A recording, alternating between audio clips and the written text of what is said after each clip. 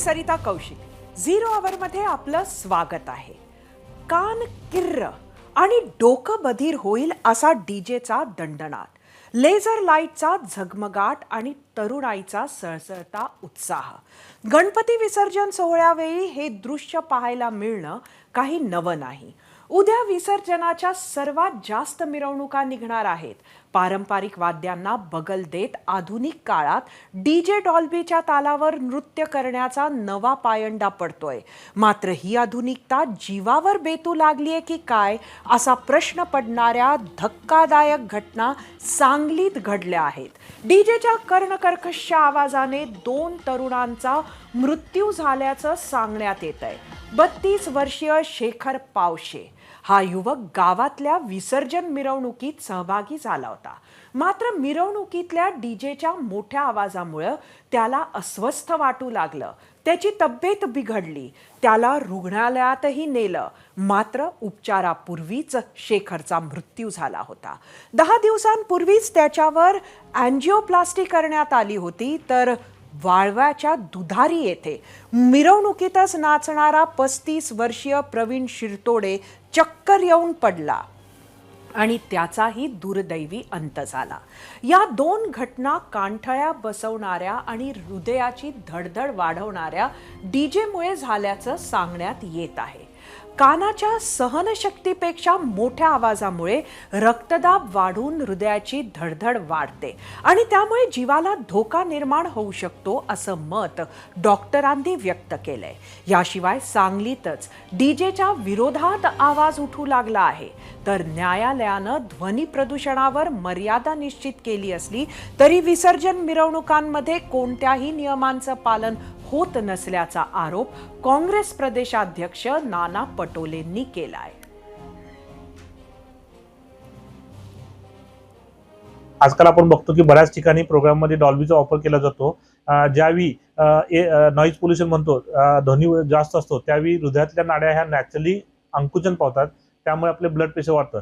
Mostly त्याच्यामध्ये सुद्धा हेच घडलं असणार आहे की आवाजामुळे त्याचा प्रेशर वाढला असणार आहे आणि त्याला परत हार्ट अटॅक आल्याची शक्यता असणार आहे आणि त्यामुळे हे झाल्याची शक्यता आहे। सरकार लोकप्रियता टिकवण्यासाठी उत्सवाच्या नावावर अशा विभत्सपणाचे करत आहे आणि त्यात जो अशा नाहक तरुणांचा बळी जात आहे त्याचा आम्ही सांगली जिल्ह्यातील एक गणेश भक्त म्हणून निषेध करतो व संबंधितांवर तात्काळ कारवाई करून डॉल्बीवर बंदी नाही आणली तर आम्ही उच्च न्यायालयात दाद मागणार आहोत। डॉल्बीच्या आवाजाने महाराष्ट्रात मृत्यूची घटना घडते। कसं पाहता या घटनेकडे आणि सरकार म्हणून किंवा प्रशासन म्हणून नियमांची अंमलबजावणी करण्यात आपण कुठे कमी पडतोय का? माझा सवाल तुम्हालाच आहे की महाराष्ट्रामध्ये कायदा सुव्यवस्था राहिलेला आहे का? आणि भगवान गणेशजीला आम्ही प्रार्थना करतो की हे जे आहे येड्याचं सरकार हे तातडीनं घालवा आणि या राज्याच्या जनतेला सुरक्षित करा असं प्रार्थना आम्ही भगवान श्री गणेशजीला करतो। कर्णकर्कश डीजेमुळे ध्वनी प्रदूषणात भर तर पडतेच, शिवाय सतत मोठा आवाज कानावर पडत राहिला तर बहिरं होण्याची शक्यताही वाढते। जितका जास्त काळ हा आवाज कानावर आदळत राहील तितका धोका वाढत जातो। त्यामुळे हा धोका कानाला सतत इयरफोन लावून वावरणाऱ्या लोकांनाही असतो।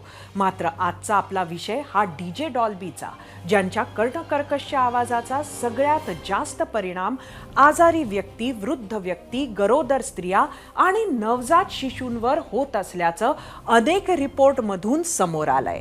यावरच आम्ही आजच्या भागात तुम्हाला प्रश्न विचारला होता। तो प्रश्न पाहण्यासाठी आपण जाऊया आपल्या पोल सेंटरला। आजचा आपला पहिला प्रश्न होता, गणेश विसर्जनाच्या मिरवणुकीमध्ये कर्णकर्कश डीजेचा हट्ट टाळायला हवा का? तुम्हाला सांगायचं होतं होय किंवा नाही।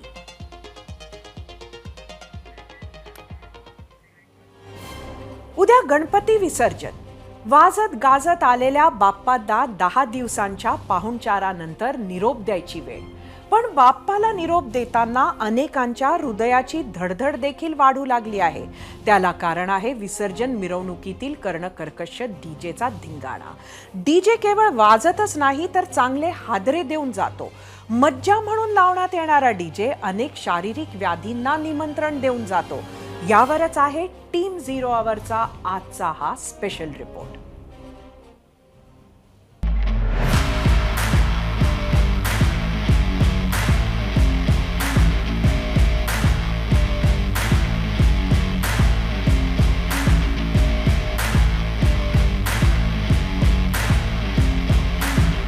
सण, राजकीय मिरवणूक, धार्मिक कार्यक्रम किंवा विसर्जन सोहळे म्हटलं की ढोल ताशांचा दणदणाट तर आलाच, पण डॉल्बी, डीजे, बेंजोंचा कर्णकर्कश आवाजही आजकाल ठरलेलाच.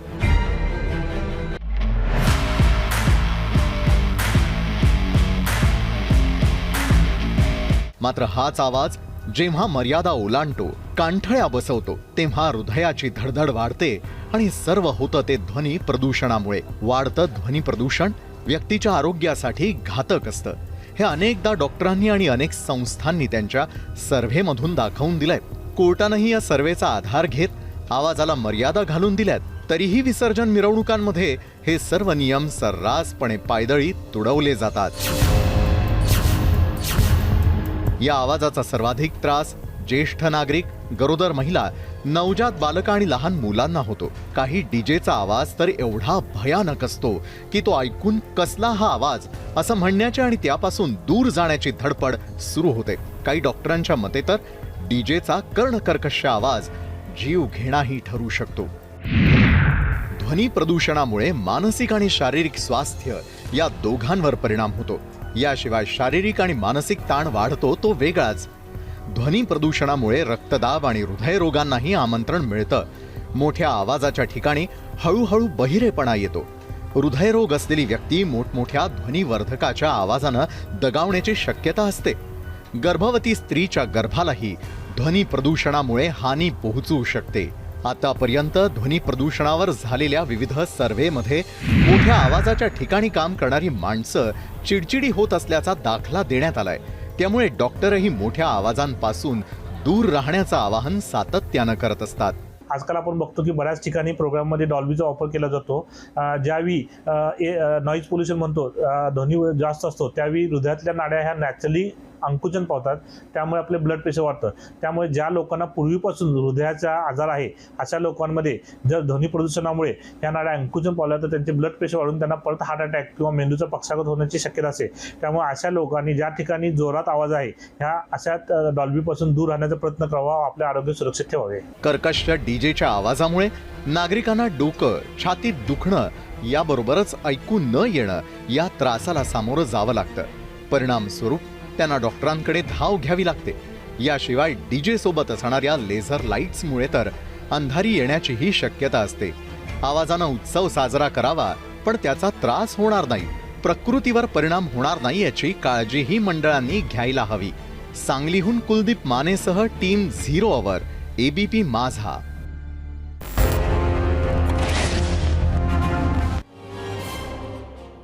आजारी व्यक्ती, रक्तदाब असणाऱ्या व्यक्ती तसंच हृदयरोगाचा त्रास असणाऱ्यांनी सावध राहून डीजेच्या कर्णकर्कश आवाजापासून दूर राहण्याचा उद्या प्रयत्न करावा. याच विषयावर आम्ही विचारलेल्या प्रश्नावर तुम्ही काय प्रतिक्रिया दिलाय त्या पाहण्यासाठी जाऊया आपल्या मीडिया सेंटरला. आजचा आपला प्रश्न होता, गणेश विसर्जन मिरवणुकीत कर्णकर्कश डीजेचा हट्ट टाळायला हवा का? एक्स वरून मुकुल पळसुळे, हे सगळे निर्बंध हिंदू सणांना का, इतर वेळी आठवत नाही का? एक्स वरूनच दिनकर, रोज सकाळी वाजणारे भोंगे पूर्णपणे बंद झाल्यावर डीजेचा विचार करू.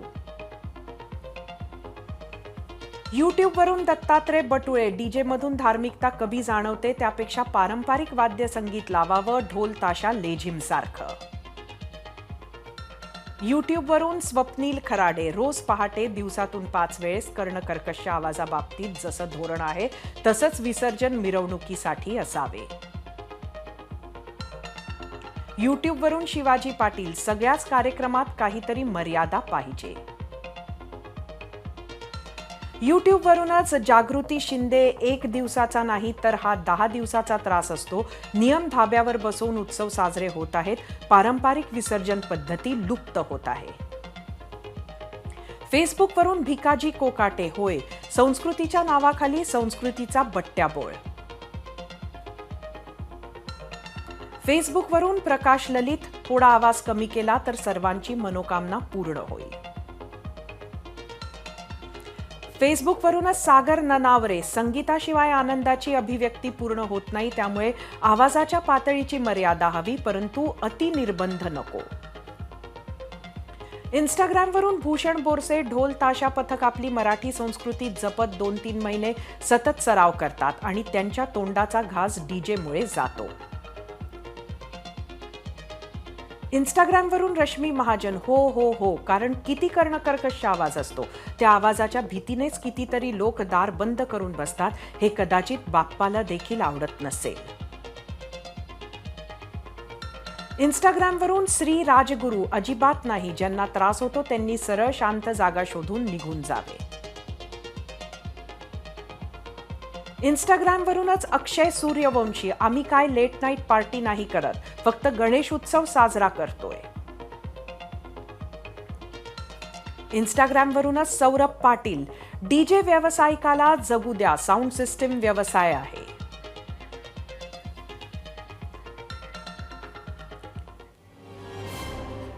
याच विषयावर खरं तर आम्ही विचारलेल्या प्रश्नाचा कौल सुद्धा आपल्याला पाहायचा आहे.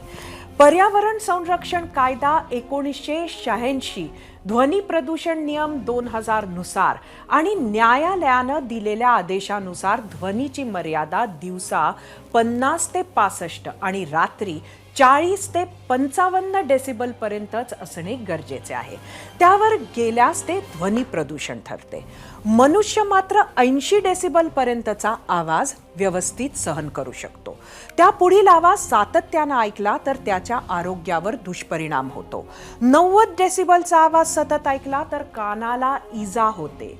150 डेसिबलचा आवाज ऐकला तर कानाचा पडदा तात्काळ फाटू शकतो. आणि जर तुम्ही 185 डेसिबलच्या पातळीवरचा आवाज ऐकल्यास शरीरांतर्गत अवयवांवर परिणाम होऊन मृत्यू ओढवण्याचा संभव आहे. इतकंच नाही तर मिरवणुकांमध्ये वापरले जाणारे लेझर लाईट्सही तितकेच धोकादायक आहेत, कारण गेल्या वर्षी अनेकांना याच लेझर लाईट्समुळे दृष्टी गमवावी लागली होती. आता वेळ झाली आहे आपल्या प्रश्नावर महाराष्ट्रानं काय कौल दिलाय ते पाहण्याची.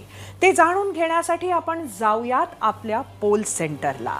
जसं तुम्हाला माहिती आहे, आजचा आपला प्रश्न होता, गणेश विसर्जन मिरवणुकीत कर्णकर्कश डीजेचा हट्ट टाळायला हवा का?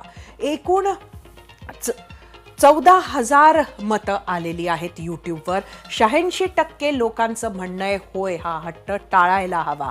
फक्त 14% लोकांना नाही वाटतंय. इंस्टाग्रामवर एकूण 20,000 मतं आली आहेत. 61% लोकांना वाटतंय होय, हट्ट टाळायला हवा. फक्त 39% लोकांना वाटतंय नाही. एक्सवर 77% लोकांना वाटतंय होय, 23% लोकांना वाटतंय नाही. फेसबुकवर 66% लोकांना वाटतंय होय, हा हट्ट टाळायला हवा. 34% लोकांना वाटतंय नाही. म्हणजेच जास्तीत जास्त लोकांना वाटतंय की हा हट्ट टाळायला हवा. सण समारंभ उत्सव अनादी काळापासून मानवी संस्कृतीचा महत्त्वाचा भाग राहिले आहेत. आनंद व्यक्त करायचा, आनंदात सहभागी व्हायचा, कृतज्ञता व्यक्त करायचा, हा खरं तर आनंद सोहळा. मात्र काळानुसार याचं स्वरूप बदलत गेलं. काही बदल आवश्यक होते, मात्र काही बदल हे त्रासदायक ठरू लागले आहेत.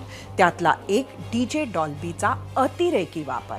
सर्वांना आनंद मिळेल इतपत आवाज ठेवला तर कोणीही तक्रार करणार नाही, पण देवाच्या दारात कानठळ्या बसवणारं संगीत हा सणाचा आनंद काही प्रमाणात कमी करतंय, हे आपण मान्य करायला हवं. यात आर्थिक अँगल सुद्धा आहे.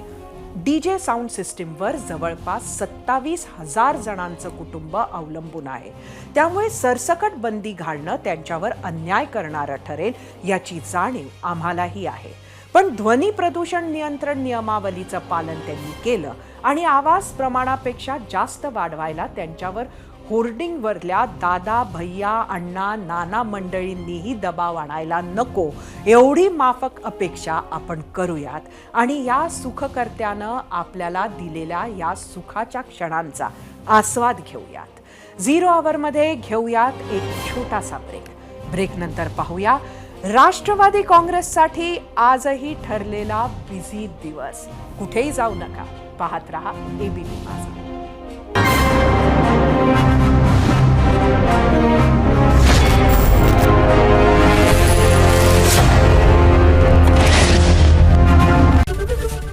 एबीपी माझा, उघडा डोळे बघा नीट.